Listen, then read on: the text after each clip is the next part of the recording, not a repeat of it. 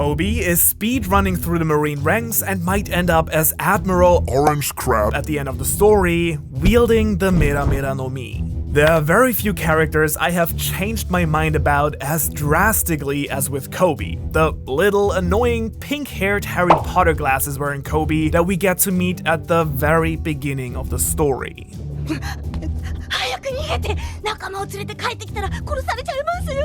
When I first started getting into One Piece, he was pretty damn annoying to me, I'm not gonna lie. I was here for pirates and epic fights and wanted to see Luffy and Zoro beating people up. And so even the few episodes with Koby were already enough for me. However, a few episodes later, more like a few hundred episodes more.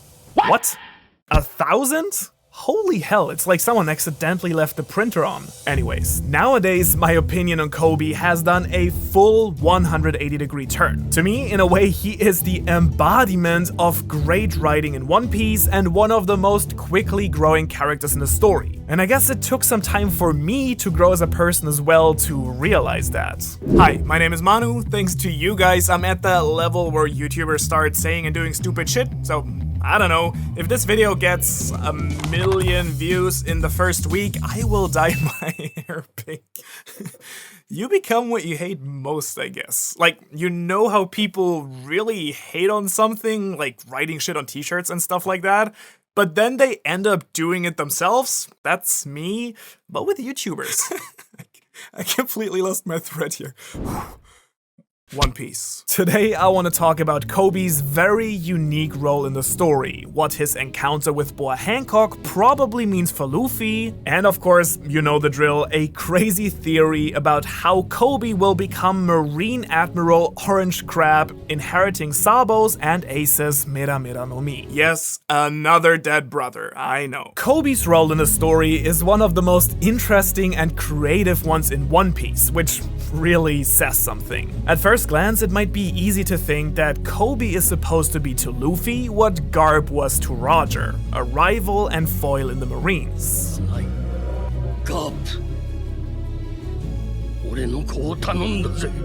However, Koby has neither the power nor the necessary presence in the story to fill that role. Much rather, it is Smoker who chases Luffy from island to island and slowly but steadily forms a bond with him, such as 𝚲 and Roger did. No, to me personally, Koby's relationship to Luffy is much closer to the one Luffy has with Shanks, because he was the one who inspired Luffy to follow his dream, and even though Luffy never really gets to see Shanks, he keeps chasing after him, catching up in strength and experience.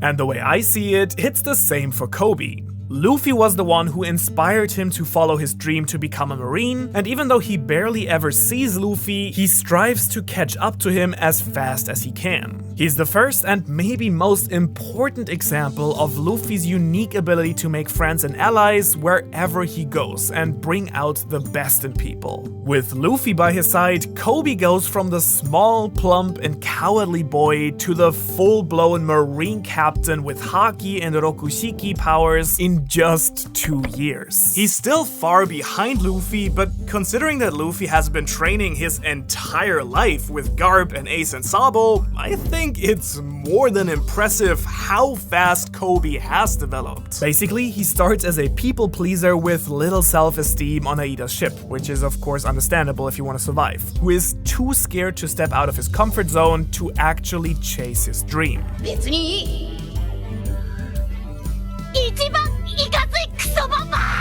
Inspired by Luffy's confidence, he finally awakens his inner flame of courage and decides to take the necessary steps to turn his life around. Essentially, Koby stops making excuses and starts taking things into his own hands, accepting the risk that he might fail or be rejected. Under 𝚲's special training and following Luffy's quick rise in the pirate world, even though he still is undeniably Koby, every time we see him, he has more and more confidence and power. He still cries a lot, but it is completely different because instead of self-pity and cowardness, he now is a man that simply embraces his emotional side and is as caring and kind to people as any Straw Hat. Again, in true Luffy fashion, his new big dream is to become a Marine Admiral, mirroring Luffy's dream to become Pirate King.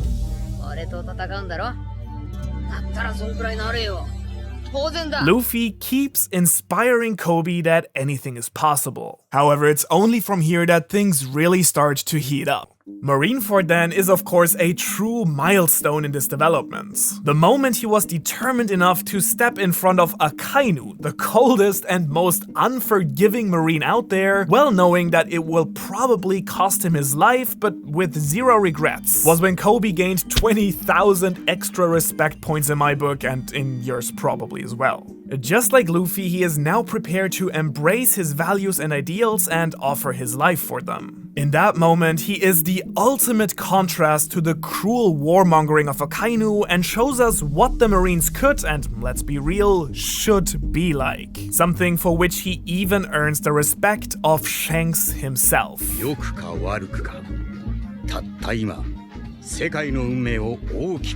He just keeps rising through the ranks and now is holding the 6th highest position in the countless marine ranks, taking on more and more important tasks. Not only is he now on the way to fight the former warlord Boa Hancock, but he is also part of the secret marine organization SWORD that actively is fighting to free the Marines from the hand of the corrupt world government. To my eyes at least, Oda is clearly building Koby up to play some important role in the story. On the one hand, he shows us how great and special a person Luffy truly is, planting the seeds of friendship with a future top marine in the 2nd chapter of the story. To me, this makes Koby a personification of the effect that Luffy has on other people. On the other hand, he is now imitating Luffy on the marine side and is being set up as one of the quote-unquote proper ones that will lead the Navy on the right path once the world government is taken down. An absolutely fantastic supporting character that is written very unconventionally, but that I absolutely have grown to love.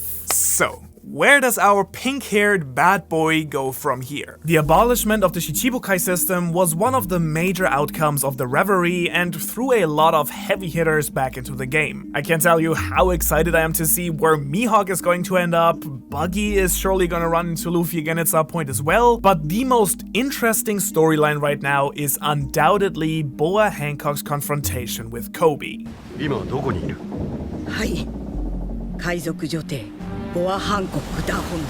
The scared kid from the East Blue versus the revered pirate empress. Now, the outcome of this battle is heavily debated. After all, both are pretty damn powerful. Koby has shown us how much stronger he has gotten, while Hancock is even able to use Conqueror's Haki. But of course, the only thing that combines this unlikely duo is their love for Luffy. Hancock is the self-declared future wife of the Pirate King, while Koby is the biggest member of the Luffy fan club, second only to Bartolomeo maybe.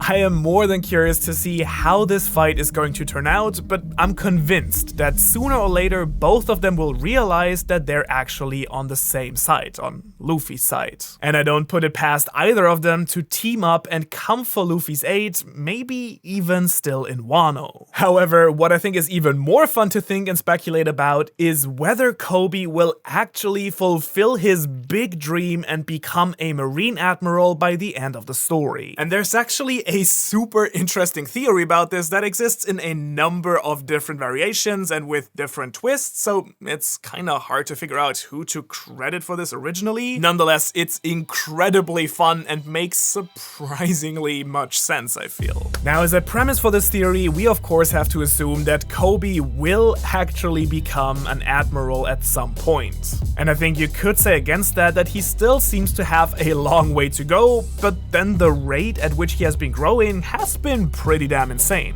Plus, we don't know if there might not be another time skip somewhere ahead of us. The biggest clue, however, lies in the fact that this is Koby's declared dream. Koby mirrors Luffy, and One Piece is a story about dreams. So, while at the end of the story, Oda could simply go and be like, oh yeah, you're gonna be an admiral when you're a big boy, and they lived happily ever after, why bring it up in the first place? So I do think that Koby will fulfill his dream, just like each of the Straw Hats will fulfill theirs. The basis of this theory is the pattern that Oda uses to create the admirals in One Piece. As you know, each admiral has a color associated with their devil fruit power as well as an animal. Thus, with the original trio, we have the red dog Akainu, the blue pheasant Aokiji, and the yellow monkey Kizaru. Later, we get the purple tiger Fujitora as well as the green bull Ryokugyu. Another common pattern is the number 3. There are always 3 admirals, never more and never less. Now, based on that alone, it would be pretty hard to figure out more about Koby and his future in the Marines. However, there are actually 2 more patterns hidden in this system that you're maybe not familiar with. The first of these is the color system.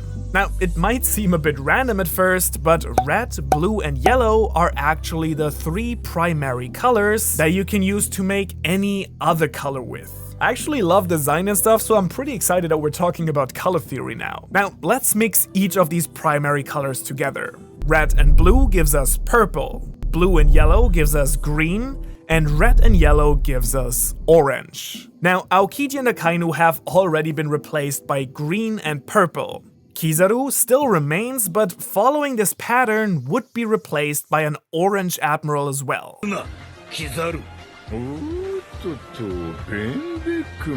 And so, under the assumption that this is gonna be Koby, this would make him the orange... what exactly? And you may or may not believe me, but there actually is a pretty clear pattern to the animal theme within the admirals as well. As a One Piece fan, you're already familiar with the legend of Momotaro from my video Momonosuke. But in case you forgot, here's a quick refresher. Basically, it's an old Japanese story about a boy who on his journey to defeat an Oni meets a pheasant, a dog, a monkey, and then in the second phase of the story, a tiger and later on a bull. During the second part, the monkey picks up and plays with a crab that then goes on to defend itself. So the dog jumps in and tries to kill the crab, but fails to. Instead, it can only throw the crab with its mouth and knock it unconscious. Later on, this crab or another one comes back and attacks the dog during the final phases of the story of Momotaro. Now, for full disclosure, this is only one of the many variants of the story that exists that is, however, particularly prominent in the south of Japan, where Oda is also from. The order in which each animal appears corresponds perfectly with that of each admiral in the story. So, once we have met Admiral Green Bull, I believe we will meet Admiral Orange Crab, who is gonna be none other than Koby himself. Sounds way more reasonable than Orange Crab should, am I right? I feel the exact same way. But it all seems to fit really nicely. A bit too nicely almost. The 2 conflicts between the dog and the crab might tell us more about this. Let's just go back to this scene here for a moment.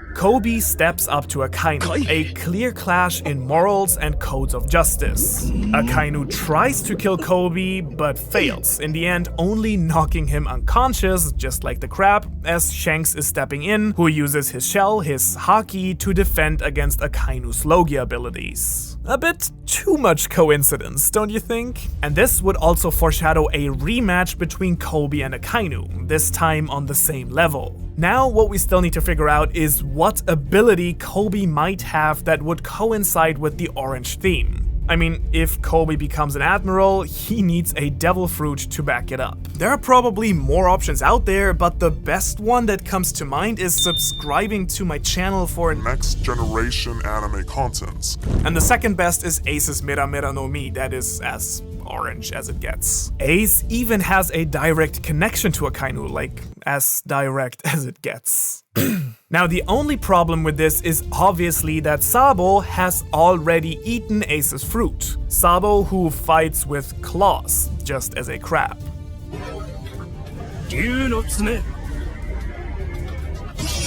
Now, if only there was any sign that Sabo might not survive and lose his fruit ability to someone else. The reverie really turned that idea on its head for me. If Sabo now was in comparable trouble to Ace that might lead to his death, or who knows, maybe he already has died, then who better for Luffy to inherit both of his brother's wills than Koby? But hey, that's just a theory. A One Piece theory. And if you do want to know why Koby could actually inherit Ace's and Sabo's will by eating their devil fruit, I strongly recommend you watch exactly that video right here.